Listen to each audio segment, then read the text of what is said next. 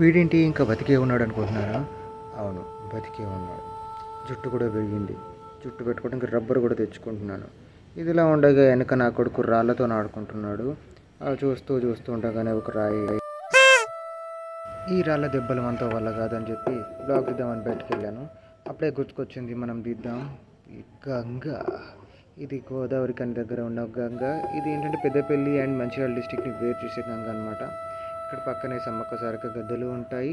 ఇక్కడ స్పెషాలిటీ ఏంటంటే మంచిగా 10 to 15 ఫీట్స్ వరకు ఉండే ఒక శివుని విగ్రహం ఉంది. దానికి పెద్ద చాలా స్టోరీ ఉందన్నమాట. ఆ స్టోరీ ఏంటంటే ఆ విగ్రహం అంతకుముందు గవర్నమెంట్ హాస్పిటల్ ముందు ఒక చెట్లలో చెత్తల ప్లేస్లలో ఉండేది. ఇదే సమ్మక్క సారక్క గద్దెలు. దీని గురించి మనం తర్వాత మాట్లాడుకుందాం. మనం ఇప్పుడు చూడబోయే విగ్రహం దీనికి పక్కనే ఉందన్నమాట. చాలా దగ్గరే, వాకబుల్ డిస్టెన్సే. అదిగో ఆ ముందు ఉంటుంది. ఇది NH5 అన్నమాట, నేషనల్ హైవే 5. మనం చూసే విగ్రహం అక్కడ అక్కడ ఆ ముందు ఉంటుందన్నమాట. అక్కడ అది గవర్నమెంట్ హాస్పిటల్ దగ్గర చాలా చెత్తలో ఉండేది. ఈ రీసెంట్గానే ఇక్కడ పెట్టారు. ఆల్మోస్ట్ 10 years అవుతుంది. దీనివల్ల మనం ఏమనుకోవాలంటే చాలా ఓపికగా ఉంటే శివుడికి ఉన్న తప్పదు, శివుడికి కూడా ఓపిక కావాలి. ఇదే ఆ విగ్రహం అన్నమాట. చాలా బాగుంటుంది, చాలా పెద్దగా ఉంటుంది. ఇందాక చెప్పిన స్టోరీ ఏంటిదంటే ఓర్పు ఫలితం తీయగా ఉంటుంది. అన్ని రోజులు చెత్తలో ఉండే విగ్రహం ఇప్పుడు ఇక్కడ పూజలు అందుకుంటుంది. ఈ పక్కనే ఒక గంగ ఉంటుంది. చాలా బాగుంటుంది గంగ, కానీ ఇప్పుడు నీళ్ళు లేవు. యాక్చువల్లీ ఇక్కడ చాలా వరదలు వచ్చినప్పుడు ఈ శివలింగం కూడా మునిగిపోయిందనమాట, కానీ క్లీన్ చేశారు. ఈ పక్కన ఇంకో చిన్న టెంపుల్ కట్టారు. వరదలు ఎక్కడ దాకా వచ్చాయనడానికి ఇదే నిదర్శనం. చూసారుగా, గంగమ్మ తల్లి మునిగిపోయింది కంప్లీట్లీ ఇసుకలో. ఇక్కడ దాకా నీళ్ళు వచ్చాయన్నమాట. ఇది మునిగిపోయి ఇక్కడ దాకా ఇసుక వచ్చింది.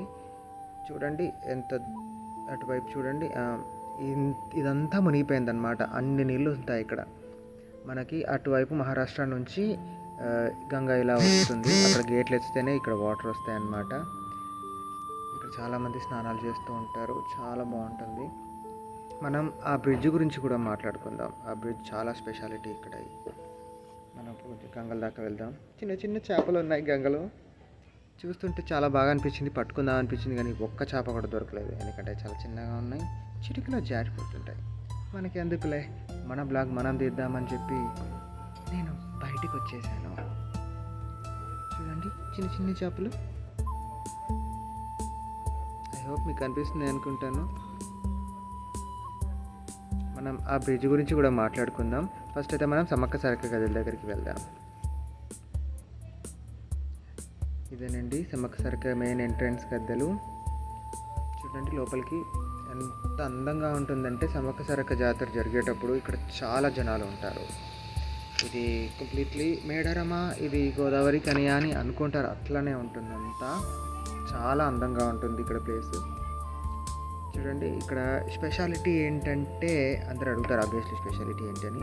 ఇక్కడ ఏంటంటే ఒక చెట్టు మీద పిడుగుబడి ఆ చెట్టు మొత్తం కాలిపోయిందనమాట. కాలిపోయిన చెట్టు పక్కనే మళ్ళీ ఇంకొక చెట్టు మొలిచింది. అది కూడా చూపిస్తాను. ఇది సమ్మక్క గద్దె అనుకుంటా. చూడండి వేప చెట్టు చాలా పెద్దగా ఉంది. మనం చెప్పుకునే చెట్టు ఇది కాదు.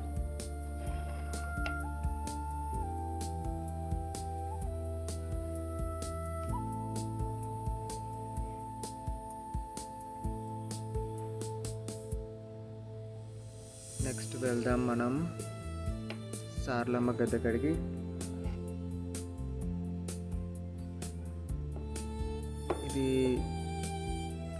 ఇది రామగుండం మున్సిపల్ కార్పొరేషన్ దగ్గర ఉంటుంది. చాలా వైభవంగా చేస్తారు, చాలా ప్రశాంతంగా ఉంటుంది. జాతర నడిచేటప్పుడు వేరే లెవెల్ అబ్బా. ఇక్కడ బాగుంటుంది. దండం పెట్టుకోండి, రాని వాళ్ళు దండం పెట్టుకోండి. మనం చెప్పుకునే పిడుగుబడ్డ చెట్టు ఇదే అన్నమాట. వెళ్తుంటే మీకు ఆ చెట్టు కూడా చూపిస్తాను.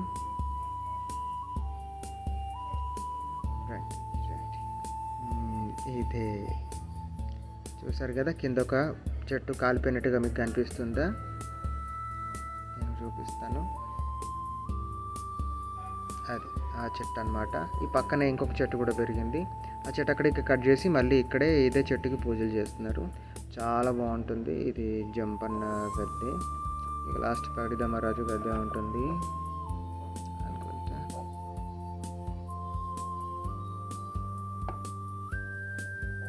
This is పగడిదమ్మరాజు Gadde.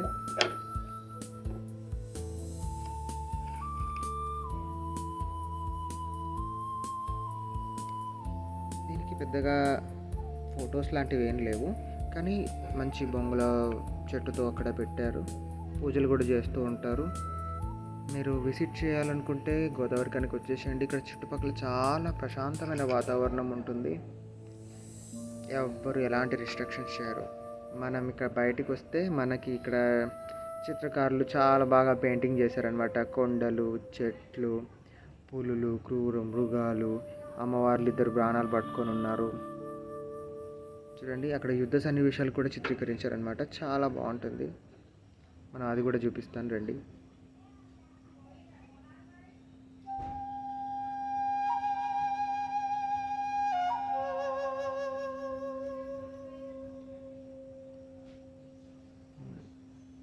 ఎస్, చూడండి ఇదంతా యుద్ధ సన్నివేశాలు అనమాట.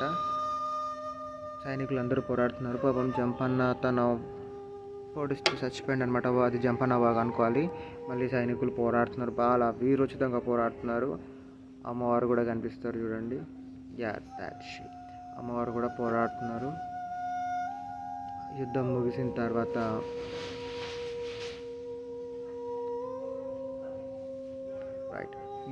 తర్వాత అమ్మవారు గద్దెలుగా మారిపోయారు, చెట్లలో అమేకమైపోయారు అని చెప్పి అందరూ అనుకుంటారు. అప్పటి నుంచి ఆ గద్దెల్ని ఇక్కడ యాత్రికులు, ట్రైబల్స్ అందరూ కూడా పూజలు చేస్తూ ఉంటారు అన్నమాట. చాలా అందంగా ఉంటుంది. మన కల్చర్ మొత్తం ఇక్కడ కనిపించేస్తుంది త్రూ దిస్ పెయింటింగ్. బోనాలు ఎత్తుకు రావడము, దేవుడు రావడము, బెల్లం నైవేద్యంగా ఇవ్వడం, ఇది one side of the painting అనమాట. అనదర్ సైడ్ ఇంకొక పెయింటింగ్ కూడా ఉంది, అది కూడా చూద్దాం. Another side of the painting. ఇక్కడ కూడా చాలా చెట్లు ఉంటాయి. ఇక్కడ వెదురు కర్రలకి స్పెషాలిటీ ఏంటి, వెదురు కర్రలు ఎందుకు చెక్కారు అని అనుకుంటున్నారేమో. అమ్మవారు అక్కడ ప్రకృతిలో మమైక్యమైపోయారు అని అందరూ అనుకుంటారు. మేడారం వెళ్ళిన ప్రతి ఒక్కరూ వెదురు కర్రలు 2 కర్రలను తీసుకొని ఇంటికి రావడం జరుగుతుంది. ఎందుకంటే ఆ కర్రల వల్ల అమ్మవారి ఇంటికి వస్తుంది అని అనుకుంటారు. చూడండి ఎంత క్రూర మృగాలు, వన్యమృగాలు,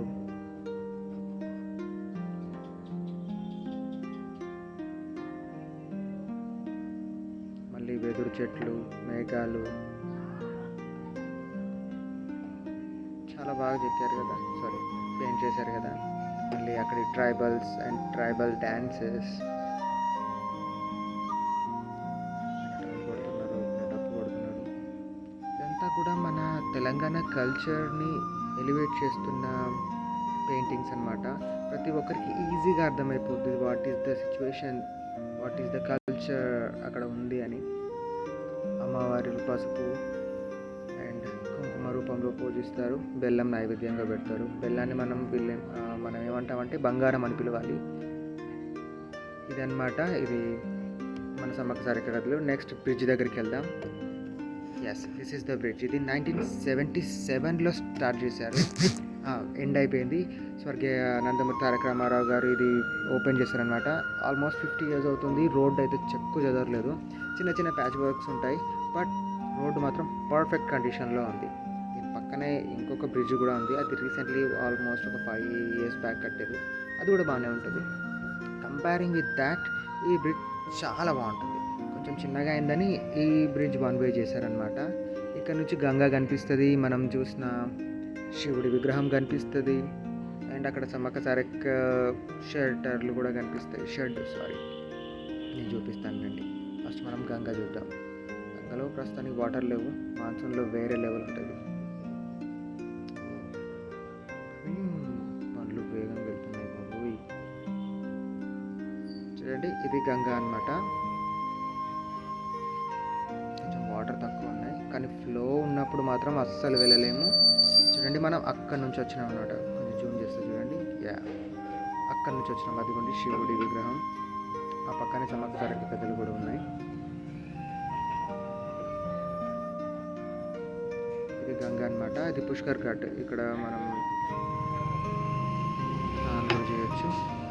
అండ్ అది ఆ పక్కన ఉంది కదా కొత్త బ్రిడ్జ్, అటు నుంచి బండ్లు వస్తున్నాయి కదా, అది కొత్త బ్రిడ్జ్ అనమాట. రండి అది కూడా చూపిస్తాను.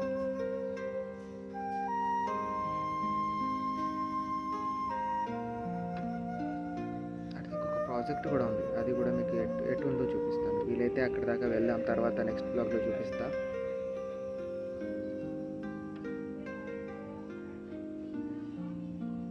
ఎస్, ఇది కొత్త బ్రిడ్జ్ అనమాట. చూడండి అక్కడ అటువైపు నేను చూపిస్తాను. అక్కడ పార్వతీ ప్రాజెక్ట్ ఉంటుంది, ఇది సుందిల్లా డ్యామ్ అని అంటారు.